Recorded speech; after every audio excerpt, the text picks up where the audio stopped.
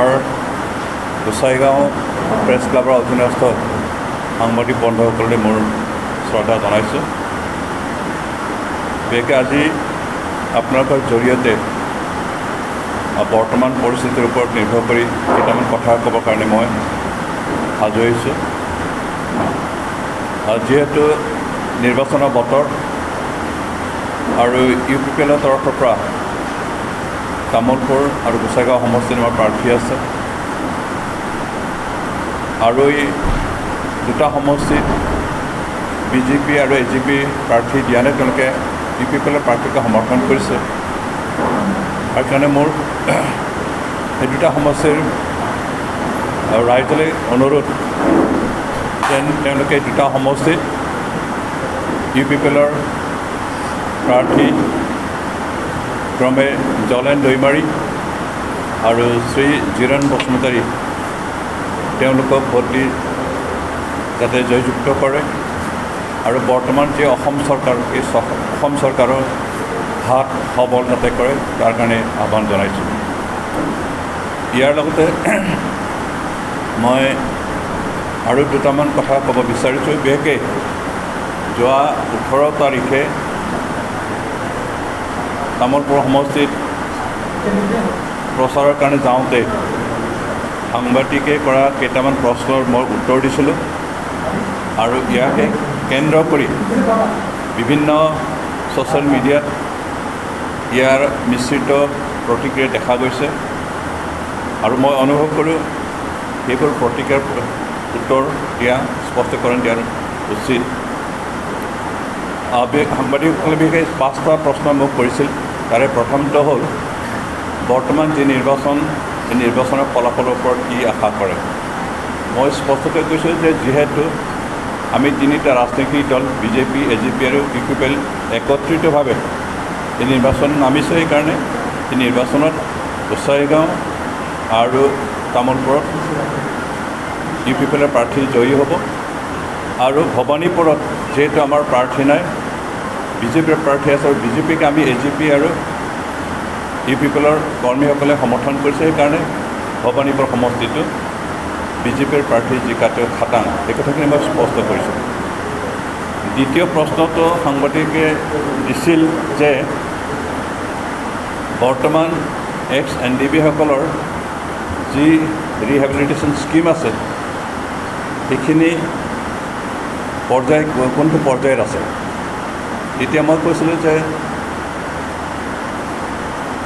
BTR এগ্ৰিমেণ্টৰ জৰিয়তে ভাৰত চৰকাৰ আৰু অসম চৰকাৰে NDBৰ কৰ্মীসকলক যি ৰিহেবিলিটেশ্যন স্কিম দিয়াৰ কথা আছিলে সেইখিনি প্ৰায় 90% আমাৰ কেডাৰসকলে পাইছে। কিছু বাকী আছে আৰু সেইখিনি কাম কৰিবৰ কাৰণে আমাৰ NDBৰ ছিনিয়ৰ কৰ্মীক দায়িত্ব দিয়া হৈছে আৰু তেওঁলোকে বৰ্তমান অসম চৰকাৰৰ সংশ্লিষ্ট বিষয়াৰ লগত আলোচনা কৰি এই বিষয়টো চেটেল কৰিবৰ কাৰণে কাম কৰি আছে। তেওঁলোকে বহি থকা নাই আৰু যিসকলে এতিয়ালৈকে পোৱা নাই তেওঁলোকে পাব, এই কথাখিনি মই স্পষ্ট কৰি দিছোঁ। আছিলে বিশেষকৈ ৰঞ্জন দৈমাৰী কেতিয়া ওলাব, এই কথাখিনি মই আগতেও বাৰে বাৰে কৈ আহিছোঁ যে ৰঞ্জন দৈমাৰী যিহেতু আইনী প্ৰক্ৰিয়াৰে জেলত নিক্ষেপ কৰা হৈছে আৰু তেখেতক মুক্তি কৰিব লাগিলে আইনী প্ৰক্ৰিয়াৰ জৰিয়তে কাম কৰিব লাগিব। তাকে নকৰি কিছুমান স্বাৰ্থপৰ নেতাসকলে, কৰ্মীসকলে, কিছুমান চবকে কোৱা নাই, কিছুমান স্বাৰ্থপৰ নেতা আৰু ex-NDB কৰ্মীসকলে আইনী প্ৰক্ৰিয়াত আশ্ৰয় হিচাপে নলৈ ধৰ্ণা প্ৰচেচন কৰি তেওঁক মুক্তি কৰিবৰ কাৰণে চেষ্টা কৰাইছে। সেইটো আচলতে অপচেষ্টা হয়। মই স্পষ্টকৈ আকবাৰ কৈছোঁ যে তেওঁক জেলৰ পৰা মুক্ত কৰিব লাগিলে আইনী প্ৰক্ৰিয়াৰ জৰিয়তে লাগিব। হয়, তেওঁক বেলত উলিয়াবৰ কাৰণে কোৰ্টত আমি যাব লাগিব, নহ'লে তেওঁক যি ভাৰ্ডিক্ট দিছিল তেওঁৰ ওপৰত, সেই ভাৰ্ডিক্টৰ ওপৰত আকৌ ৰিভিউ কৰিবৰ কাৰণে আমি কোৰ্টৰ ওচৰত এপিল কৰিব লাগিব আৰু সেইটোৰ জৰিয়তেহে আমি তেওঁক মুক্ত কৰিব পাৰিম। এই কথাখিনি মই আগতে কৈছোঁ, এতিয়াও ক'ম আৰু সেইটোৱে আচল পথ। তাকে নকৰি অন্যান্য পথ ধৰ্ণা প্ৰচেচন ইত্যাদি কৰি তেওঁক উলিয়াবৰ কাৰণে কৰা চেষ্টাটো আচলতে বিফল হয়, মিছা হয় আৰু সেইটো জনসাধাৰণক জাষ্ট দেখুৱাই নিজৰ নেতৃত্ব প্ৰতিষ্ঠা কৰা এটা অপচেষ্টা যেনহে দেখা গৈছে। তাৰপিছত চতুৰ্থ প্ৰশ্নটো আছিলে, আৰু বিশেষকৈ এই প্ৰশ্নটো দুদিনমান আগতে আমাৰ ধীৰেণ বড়ো ডাঙৰীয়াই এটা মন্তব্য দিছিল, আৰু সেইটো হ'ল যে ex-NDP সকলৰ চৌকাত জুই জ্বলা নাই।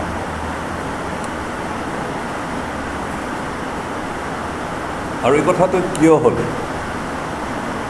ইতিমধ্যে চৰকাৰৰ তৰফৰ পৰা ৰিহেবিলিটেশ্যন প্ৰগ্ৰামখিনি দিয়া হ'ল, মাত্ৰ কিছুমানৰ বাকী আছে, বিশেষকৈ চৰাইগ্ৰাৰ ওপৰত যথেষ্ট বাকী আছে, আৰু বাকী গ্ৰুপবিলাকৰ খুব কম সংখ্যকে বাকী আছে, সেইখিনি দিয়া যাব। চৰকাৰৰ তৰফৰ পৰা নিজৰ দায়িত্বখিনি শেষ কৰিছে। এতিয়া তেনেকুৱা দিয়াৰ পিছতো ৰিহেবিলিটেশ্যন স্কিম দিয়াৰ পিছতো কাৰোবাৰ ঘৰত যদি চৌকা জ্বলা নাই, তাৰ বাবে দায়ী কোন? চৰকাৰ নে সেইজন ব্যক্তি যিজনৰ চৌকা জ্বলা নাই?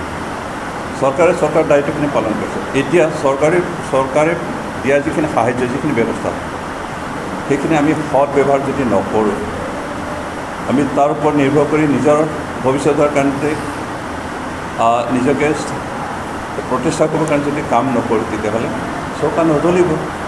হয়তো যিসকলে তেনেকুৱা ব্যৱস্থা কৰি ল'ব পৰা নাই বা কৰি ল'ব জনা নাই, চৰকাৰী যিখিনি সাহায্য সেইখিনি মিছ ইউজ কৰিছে, তেওঁলোকৰে নিশ্চয় চৌকা নজ্বলাকৈ আছে।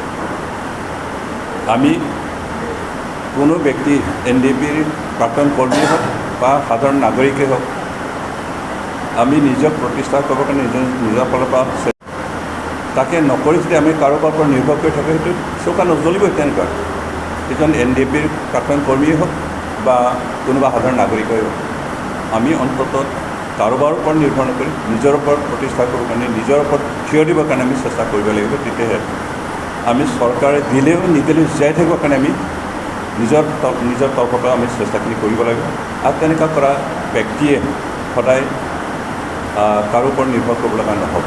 আৰু সেইকাৰণে মোৰ বক্তব্যটো সেইটোৱে আছে যে কাৰোবাৰ যদি চৌকা জ্বলা নাই, চৰকাৰে দিয়াৰ পিছতো তেতিয়াহ'লে তেওঁৰ ভুল, চৰকাৰৰ তাৰ কাৰণে দায়িত্ব নাই বা অন্য ব্যক্তিটোৰ দায়িত্ব নাই। তেওঁ নিজৰ কৰ্মখিনি ঠিকমতে কৰা নাই, আৰু ঠিক তেনেকুৱা হৈছে। আৰু কথাখিনি আজি বহুতে ভুল বুজিব পাৰে, এটা সত্যটো সেইটোৱেই। কোনেও কাৰো ওপৰত নিৰ্ভৰ কৰি জীয়াই থাকিব নোৱাৰে, নিজৰ ওপৰত নিৰ্ভৰ কৰি জীয়াই থাকিব লাগিব। নিজৰ ঘৰ, নিজৰ পৰিয়াল নিজে প্ৰতিষ্ঠা কৰিব লাগিব, নিজে চম্ভালিব লাগিব, আৰু নিজৰ কৰ্মৰ ওপৰতে নিৰ্ভৰ কৰিব গোটেইখিনি।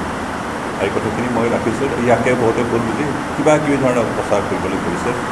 আৰু তেখেতসকলৰ মোৰ অনুৰোধ যে তেখেতসকলে অন্তত কথাখিনি চিন্তা কৰক আৰু কাৰোবাৰ নিজৰ ভুল কাৰো ওপৰত দুখ জাপি দিবৰ কাৰণে চেষ্টা নকৰক। তাৰপিছত লাষ্ট প্ৰশ্নটো আছিলে সাংবাদিকৰ, এইটো হ'ল NDPৰ প্ৰাক্তন কৰ্মীসকলক কিছুমানে কয় বা কৈছে যে NDPৰ কৰ্মীসকলে, সদস্যসকলে 4 লাখ টকাৰ কাৰণে সংগ্ৰাম কৰা নাছিল। কথাটো সঁচা, মাত্ৰ মই প্ৰশ্ন কৰিছোঁ 4 লাখ টকাৰ কাৰণে যদি কিবা আন্দোলন কৰা নাছিল, কিহৰ কাৰণে কৰিছিল? কথাখিনি স্পষ্ট কৰিলে ভাল হয়।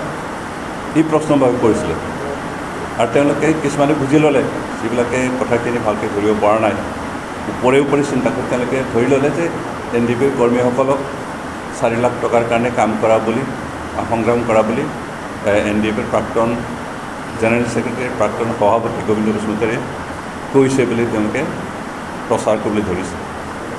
মই কোৱাৰ অৰ্থটো হ'ল, হয় আমি চবে 4 লাখ টকাৰ কাৰণে সংগ্ৰাম কৰা নাই, আমি জাতিৰ অধিকাৰৰ কাৰণে, নিজৰ ভাষা সংস্কৃতি জাৰি ৰাখিবৰ কাৰণে সংগ্ৰাম কৰিছিলোঁ। আৰু সেই উদ্দেশ্যত সংগ্ৰাম কৰাৰ কাৰণে যিসকলে আন্তৰিকতাৰ সৈতে জাতিৰ কাৰণে কাম কৰিছে, জাতিৰ কাৰণে সংগ্ৰাম কৰিছে, নিজৰ অধিকাৰৰ কাৰণে সংগ্ৰাম কৰিছে, তেওঁলোকে 4 লাখ টকা পোৱা নোপোৱা বাৰে আপত্তি কৰা নাই। 4 লাখ টকাৰ লগত আমাৰ সম্পৰ্ক নাই। আমাৰ সম্পৰ্ক হ'ল জাতিৰ অধিকাৰ, সমাজৰ অধিকাৰ, নিজৰ ভাষা সংস্কৃতি জাৰি ৰখাৰ প্ৰশ্নটো। আৰু বিটিআৰ চুক্তিৰ জৰিয়তে সেই প্ৰশ্নৰ উত্তৰ আহিল, আমি চুক্তি স্বাক্ষৰ কৰিলোঁ, আমাৰ সমস্যা সমাধান হ'ল। সেইকাৰণে সমাধা হোৱাৰ পিছত আমি যিসকলে আন্তৰিকতাৰ সৈতে নিজৰ জাতিৰ কাৰণে নিজৰ জাতি সত্তাৰ কাৰণে কাম কৰিছিল তেওঁলোকে সেই পোৱা নোপোৱা প্ৰশ্নলৈ বাৰে বাৰে মিডিয়াত অহা নাই, মিডিয়াত প্ৰকাশ কৰা নাই। যিসকল মিডিয়াত প্ৰকাশ কৰিছে তেওঁলোকে অসন্তুষ্ট, কাৰণ তেওঁলোকে বেছি এমাউণ্ট বিচাৰিছিল। প্ৰশ্নটো সেইটোতহে, যিসকলে আজি 4 লাখৰ কাৰণে আন্দোলন কৰা নাই বুলি কৈ আছে তেওঁলোকে আশা কৰিছিল যে বেছি এমাউণ্ট পাওক। তেওঁলোকৰ প্ৰশ্নটো অধিকাৰৰ লগত নহয়, টকাৰ লগতহে। টকা পোৱাৰ কাৰণে তেওঁলোকে সংগ্ৰাম কৰিছিল। যিসকলে মন্তব্য দিছে, মই সকলো NDPৰ কৰ্মীসকলক ক'ব বিচাৰোঁ, যিসকলে এই একেটা কথাটোকে বাৰে বাৰে মিডিয়াত উলিয়াই দিছে, তেওঁলোকৰ উদ্দেশ্য আছিল যে 4 লাখ টকা তেওঁলোক সন্তুষ্ট হোৱা নাই আৰু অধিক টকা তেওঁলোকে আশা কৰিছিল। কিন্তু যিসকল নিজৰ অধিকাৰৰ কাৰণে নিজৰ ভাষা সংস্কৃতি নিজৰ জাতি সত্তাৰ কাৰণে সংগ্ৰাম কৰিছে, তেওঁলোকে এই প্ৰশ্নটো কেতিয়াও উত্থাপন কৰা নাই। আন্তৰিকতাৰে নিজৰ জাতিৰ কাৰণে কাম কৰা আমাৰ ex-NDPৰ কৰ্মী আছে, তেওঁলোকে বহুতে মান্থলি 6,000 দি ষ্টাইপেণ্ড দিছিল চৰকাৰে, সেইখিনি 1 পইচাও পোৱা নাই, এতিয়ালৈকে পোৱা নাই। আৰু বহুতে এতিয়ালৈকে ৰিহেবিলিটেশ্যন স্কিমটোও পোৱা নাই, তথাপিও তেওঁলোকে আপত্তি কৰা নাই। কাৰণ আমি যি লক্ষ্যলৈ কাম কৰিছিলোঁ সেই লক্ষ্য, সেই উদ্দেশ্য আমাৰ সফল হ'ল, সমাপ্তি হ'ল। সেইকাৰণে পোৱা নোপোৱাক লৈ প্ৰশ্ন কৰা সময় নহয়, এতিয়া আমাৰ কাম কৰা সময়। যিহেতু চুক্তি স্বাক্ষৰ কৰিলে আমাৰ অধিকাৰ আমি পালোঁ, শান্তি স্থাপন হ'ল, আৰু তাৰ ওপৰত ভিত্তি কৰি বৰ্তমান আমি আমাৰ অঞ্চলৰ উন্নয়নৰ কাম কৰাৰ সময়। আৰু এই সময়ত এই পোৱা নোপোৱাক লৈ 4 লাখৰ কাৰণে সংগ্ৰাম কৰা নাই, কিবাকিবি প্ৰশ্ন কৰি মানুহৰ মাজত বিভ্ৰান্ত সৃষ্টি কৰাৰ কাৰণে যিসকলে আগবাঢ়িছে তেওঁলোকক মই কণ্ডেম কৰোঁ। আৰু তেওঁলোকে নিজৰ ভুল স্বীকাৰ নকৰি, নিজৰ আচল উদ্দেশ্যটো প্ৰকাশ নকৰি বিভিন্ন প্ৰকাৰে জনসাধাৰণক বিভ্ৰান্ত কৰিবলৈ অপচেষ্টা কৰি আছে। তেখেতসকলে তেনেকৈ অপচেষ্টা নকৰি অন্ততঃ সমাজৰ অঞ্চলৰ উন্নয়নৰ কাৰণে বিভিন্ন জাতি জনগোষ্ঠীৰ মাজত যি এটা ভাতৃত্ব ভাৱ আহিছে, যি এটা বুজাবুজি আহিছে, যে শান্তি আহিছে, তাৰ ওপৰত নিৰ্ভৰ কৰি আমি যাতে আমাৰ অঞ্চলৰ উন্নয়নৰ কাৰণে কাম কৰিবৰ কাৰণে আগবাঢ়ি অহাৰ কাৰণে মই আহ্বান জনাইছোঁ। তথাকথিত যিসকল ex-NDP আজি বিভিন্ন প্ৰকাৰে চুক্তিটোৰ ওপৰত বিৰূপ মন্তব্য প্ৰকাশ কৰি আছে, তেওঁলোকৰ বহুতেই আন্দোলনৰ মাজভাগতেই আন্দোলন এৰি সতীৰ্থসকলক শত্ৰুৰ পক্ষৰ সন্মুখত মৃত্যুৰ মুখলৈ ঠেলি দি আঁতৰি আছিল। তেওঁলোকে চিজফায়াৰ কৰাৰ পিছত আকৌ সোমাই এতিয়া নিজকে নেতাগিৰি দেখুৱাব খুজিছে কিছুমানে। আৰু 2-এজন বৰ্তমান যিসকল আন্দোলন চুক্তিটো বিৰূপ মন্তব্য কৰি সমাজত এটা বেয়া এটা বাতাবৰণ সৃষ্টি কৰিবলৈ চেষ্টা কৰিছে, তেওঁলোকৰ বহুতেই সংগঠনৰ বিষয়ে নাজানে। সংগঠন কি, তাৰ জন্ম কেতিয়া হৈছিল, কিয় হৈছিল, কেনেকৈ হৈছিল, সেই কথা কেনেকৈ নাজানে। কালি পৰহি তেওঁলোকে সংগঠনত আহি এতিয়া নিজকে নেতাগিৰি কৰিবলৈ চেষ্টা কৰা দেখা হৈছে। আৰু তেনেকুৱা নেতাসকলেই বৰ্তমান আমাৰ গোটেই বিটিআৰ অঞ্চলত এটা বীজ বিয়পাবলৈ চেষ্টা কৰা দেখা গৈছে। আমি তেখেতসকলক সতৰ্ক কৰি দিওঁ যাতে তেওঁলোকে জনসাধাৰণক ভুল পথে পৰিচালিত কৰি বিটিআৰ অঞ্চলত যাতে অশান্তি বিয়পাবলৈ চেষ্টা নকৰে। আমি NDP হিচাপে যি উদ্দেশ্যলৈ সংগ্ৰাম কৰিছিলোঁ সেই উদ্দেশ্য যোৱা 2020 চনৰ 27 জানুৱাৰীত হোৱা চুক্তিৰ জৰিয়তে সমাপ্ত হ'ল। আমি যি আশা কৰিছোঁ, যি উদ্দেশ্যলৈ সংগঠনে জন্ম দিছিলে, সেই উদ্দেশ্য অৱশ্যে 100%ই সমাপ্ত হোৱা নাই কথাখিনি আমি স্বীকাৰ কৰি 99% আমি সমাপ্ত হোৱা বুলি কওঁ, যাৰ জৰিয়তে অন্ততঃ আমাৰ ভাষা, আমাৰ সংস্কৃতি জীয়াই ৰাখিব পৰা ব্যৱস্থাখিনি আছে, যাৰ জৰিয়তে আমাৰ অঞ্চলৰ বিভিন্ন জাতি জনগোষ্ঠীৰ মাজত যেতিয়া সংঘাত আছিল, যে এটা অশান্তিৰ পৰিৱেশ আছিল, সেইখিনি নাইকিয়া হ'ল। আৰু তাৰ ফলত আমাৰ মাজত এটা শান্তি হ'ল। শান্তি স্থাপন হোৱাৰ জৰিয়তে আমাৰ মাজত বৰ্তমান ডেভেলপমেণ্ট কাৰ্যবোৰ দ্ৰুতগতিত আগবাঢ়িবলৈ ধৰিছে। আমি শান্তি বিচাৰোঁ, কাৰণ বড়ো জনগোষ্ঠী অশান্তি ভাল নাপায়, বড়ো সমাজে অশান্তিক ভাল নাপায়। আৰু কাৰণে আমি শান্তিৰে জীয়াই থাকিব বিচাৰোঁ লগতে অন্যান্য জনগোষ্ঠী যিসকল বিটিআৰ অঞ্চলত আছে সকলোৰে শান্তি আমি বিচাৰোঁ সকলোৰে মাজত বুজাবুজি আমি বিচাৰোঁ আৰু সকলোৰে মাজত ভাতৃত্বভাৱ আমি বিচাৰোঁ আৰু সেই আমাৰ আশা আৰু আমাৰ আকাংক্ষা 2020 চনৰ 27 জানুৱাৰীত হোৱা চুক্তিৰ জৰিয়তে সফল হ'ল আৰু ইয়াক আমি যিকোনো মূল্য বিনিময়ত জীয়াই ৰাখি আমাৰ অঞ্চলৰ উন্নতিৰ কাৰণে কাম কৰাৰ কাৰণে মই সকলো জনগোষ্ঠীকে সকলো লোককে আহ্বান জনাইছোঁ সেইটো কাৰণে আচলতে হাগ্ৰামা মহিলাই নিজে জানিব তথাপিও মোৰ এটা অনুমান যে তেখেতৰ ওপৰত বহুতো এলিগেশ্যন চৰকাৰী তৰফৰ পৰা আছে আৰু সেইবিলাকৰ বাচিবৰ কাৰণে যিকোনো প্ৰকাৰে হাগ্ৰামা কিবা ডক্টৰ হিমন্ত বিশ্ব শৰ্মাৰ লগত তেওঁৰ ছত্ৰছায়াত থকাৰ এটা প্ৰচেষ্টা চলাইছে তাৰ ভিতৰত অন্য ব্যৱস্থাটো মই দেখা নাই ৰাজীৱ ব্ৰহ্ম এই কাৰণতে গ'ল নেকি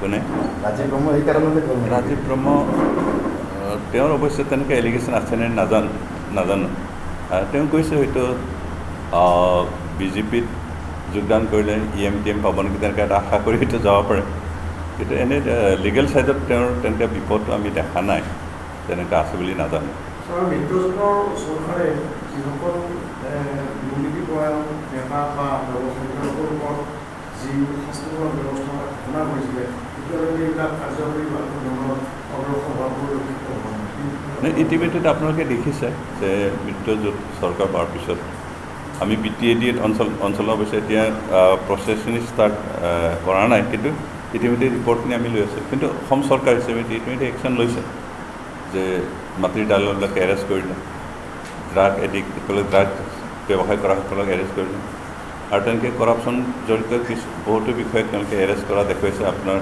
এই APSC বৰ্ডৰ কৰ্মীসকলক বা যিসকলে APSC বৰ্ডৰ কৰ্মীসকলে মেনেজ কৰি পেলাই চাকৰি পাইছিল তেওঁলোকে এৰেষ্ট কৰা গোটেই কথাখিনি আপোনালোকে দেখিছে সেইকাৰণে তেওঁলোকে যিখিনি কাম কৰিম বুলি প্ৰতিশ্ৰুতি সেইমতে পালন কৰিছে আৰু অহা দিনবিলাকতো কৰি যাব আৰু সেইখিনিৰ কাৰণে প্ৰচেষ্টা চলাই আছে ইতিমধ্যে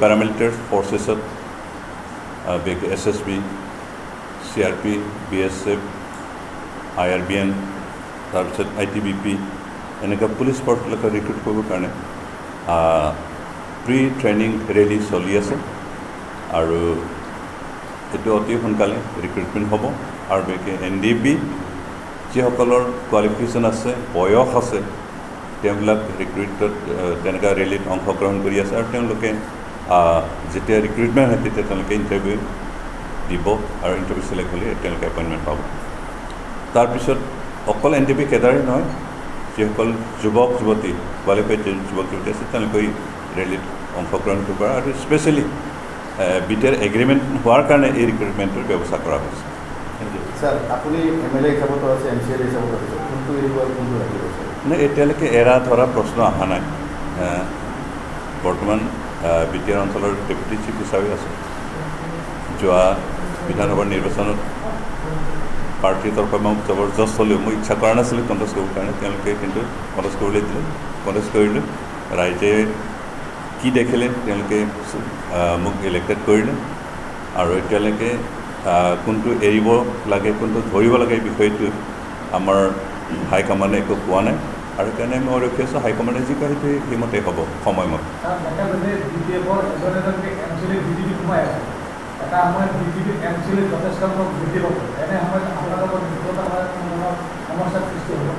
তেনেকুৱাটো হোৱা দেখা নাই তেনেকুৱা হ'ব বুলি মই ভবা নাই কাৰণ